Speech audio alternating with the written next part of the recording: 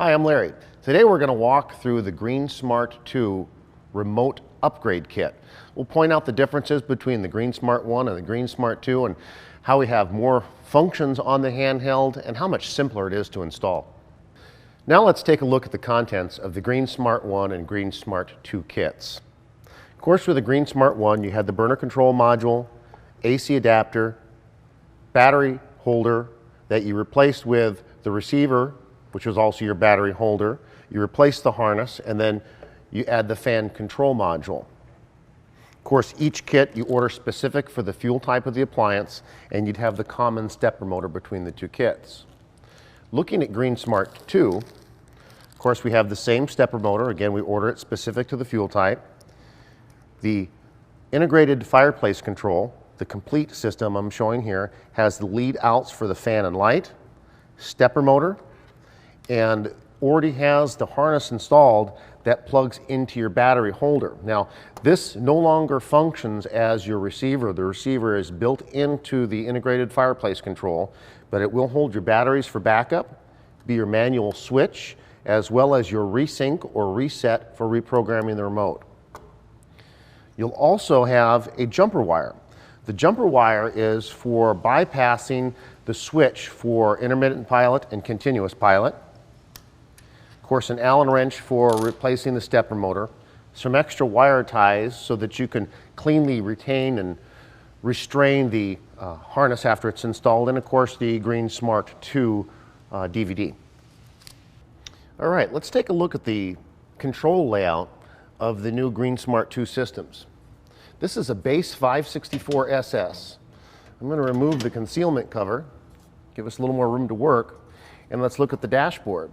You're going to notice that it essentially looks the same, but we've added a couple unique features.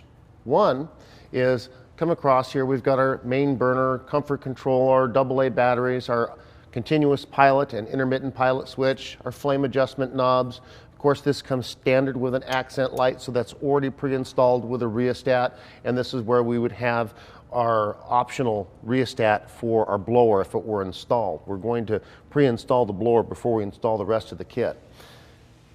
These two items are a unique feature that we probably should have added a while ago, and that is an inline fuse. It's a 2.5 amp fuse, so it's designed to protect any of the internal circuitry and fuses that are built into the IFC.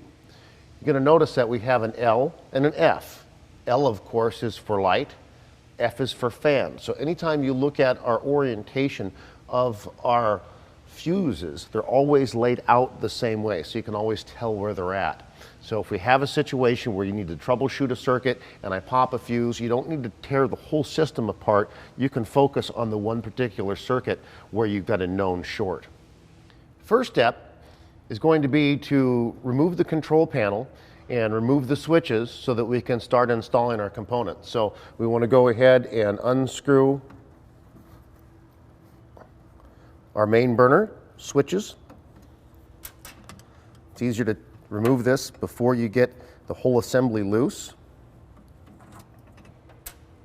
Then we'll go ahead and remove the control panel.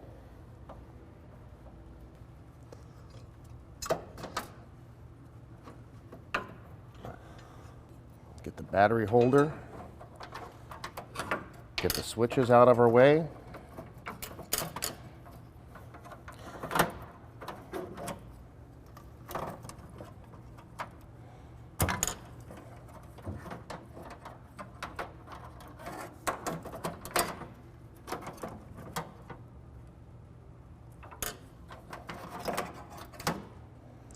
So I've disconnected the split flow switch or the comfort control switch, the main burner switch, and remove the battery holder. Disconnect the CPI, IPI, or intermittent pilot and continuous pilot. We're at the point that I've removed the switches and battery holder, and you can see where this is where I tie in with my remote harness on the new IFC for my battery backup. I've disconnected the intermittent pilot and continuous pilot switches. We'll be adding a jumper wire to that. But before I completely remove the base IFC, or integrated fireplace control, I wanted to show you how we already have the leads coming off the fusible links already pre-labeled for you, so you know which one goes to which, so you don't get them mixed up. Of course, if you get them mixed up on the reinstall, you'll have your light function operating the fans and vice versa. So we're going to make sure we keep that queued up the same way. I'm going to go ahead and take this stuff out now.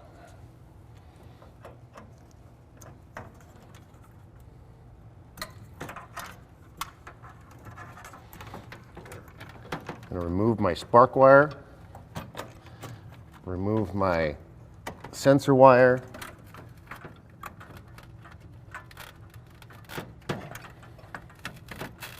of course it's Velcro down, so I can loosen up the Velcro, slide it forward, give myself a little more room, disconnect the on-off switch, which we can leave in place, but we're not going to be needing it anymore since that'll be a function of the remote.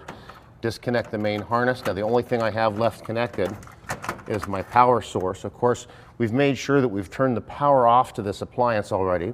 I've disconnected it from the junction box, and now we'll remove the spade connectors that connect the power to the appliance. Now you'll notice on these connectors as well, they're marked for line, neutral, and for ground, and you'll have those same indicators as you look at the IFC. Now, we're at a point now we would install the blower, so I'm going to go ahead and jump ahead, get the blowers installed, and then we'll reinstall the rest of the remote. Last step before we install the IFC is, of course, we have to change out the manual regulator for the stepper motor.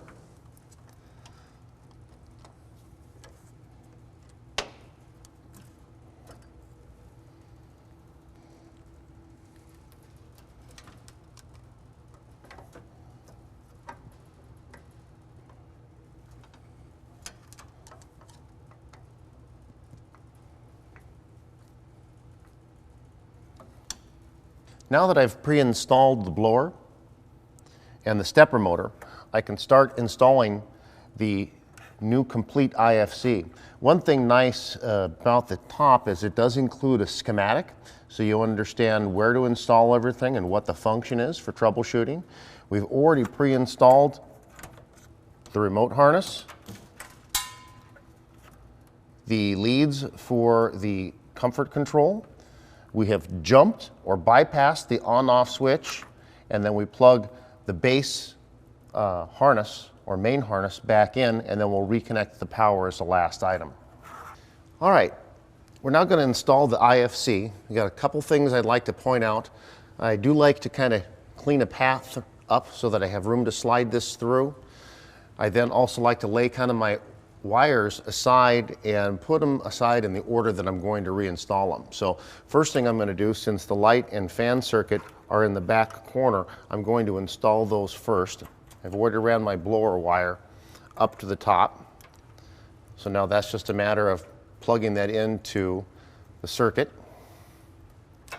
I'm going to bypass the rheostat so that from this point forward, I'm running all my light control through the IFC.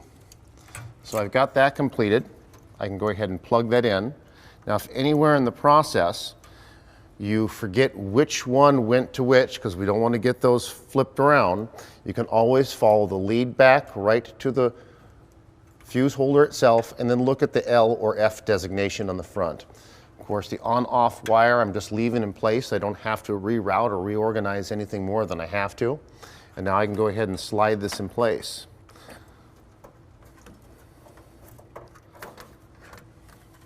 While I slide it back in, I can start installing components or connecting components as I go. I'm going to go ahead and hook up the power. The power, of course, is all pre-labeled for line, neutral, and ground. It's also labeled on the top of the IFC for easy identification. Hook up the line, hook up the neutral, and then I'll hook up the ground. And I never disconnected the ground from the appliance.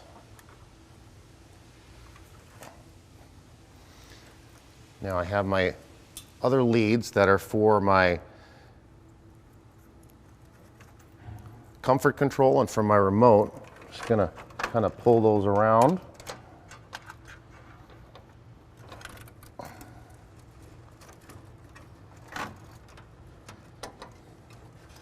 I'm going to route those over to the other side as I get prepared to install them. I'll do that step next.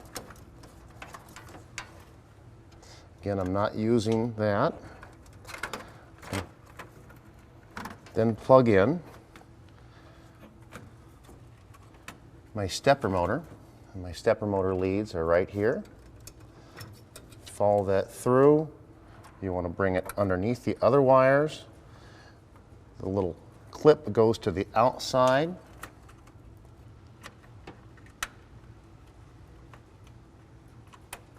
Snaps in place.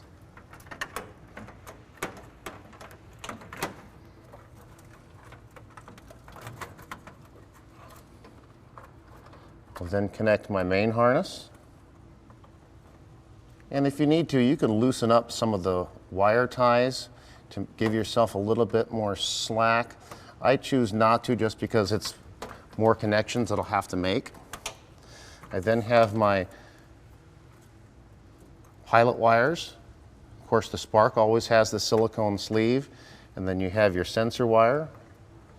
Put the sensor wire on first. Slide the sleeve up so I can see my connection. Attach a spark wire. Put the sleeve back down. My power cord is still disconnected. The only thing I have left to do is to plug it into the junction box. So I'm going to route that back in. Like I said, we do give you extra wire ties so that when I'm done with this process, I can clean all these wires up.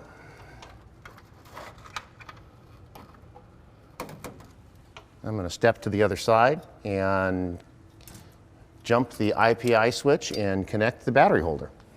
We're now going to finish up our wiring connections. Earlier, we disconnected the intermittent pilot and continuous pilot from the switch on the front. We're now going to use the supplied jump wire and bypass, since that feature will now be controlled on the handheld. I have the split flow lead that I ran over from the IFC, and I still have the other end connected to the harness. So I just plug that in, kind of route it down and tuck it down so it doesn't become a tangled mess. And then we'll plug our harness into the remote harness. We disconnected this earlier. So this is the lead from the remote harness. This will take power back to the main harness for battery backup. So just tuck these behind. Take the remote wire and pass it through. And now we can go ahead and reinstall our control panel. Our last connection is the battery holder. Now you'll see that I do not have the batteries installed, and I'm doing that for a reason. This system, the GreenSmart 2 system, has a default mode for the pilot. So until you synchronize the handheld and we've jumped the continuous pilot switch, if I put the batteries in and I put power to the system, it will start trying to light the appliance. So I'm going to put the batteries in last, right before I sync the remote, so that I can turn that feature off and not worry about it trying to light. Now, that's another good reason why you want to make sure that your sleeve is in place over the pilot electrode inside the appliance so that we don't have it light unnecessarily.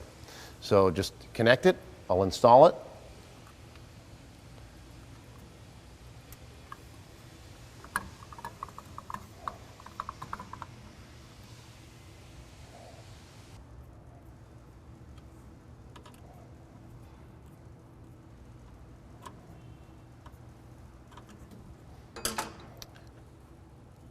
Now that I've completed installing the battery holder, I'm going to go ahead and install the batteries. I've already put the batteries into the remote so that as soon as I get them installed, I can sync it and then turn the pilot off. So if you're not sure how they go in, the lid always has the orientation. for the polarity of the batteries.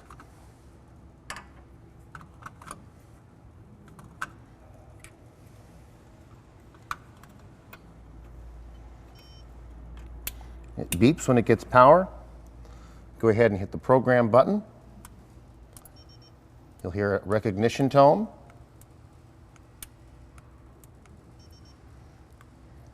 Hit the button on the remote till it tones again. You're now synchronized. I can have it on, off, or remote now. That now completes the installation. The only thing left to do is to put the concealment cover back in. You might want to take a quick look, make sure that you've got all your wires concealed. Again, that's why we provide the extra wire ties, and we're done.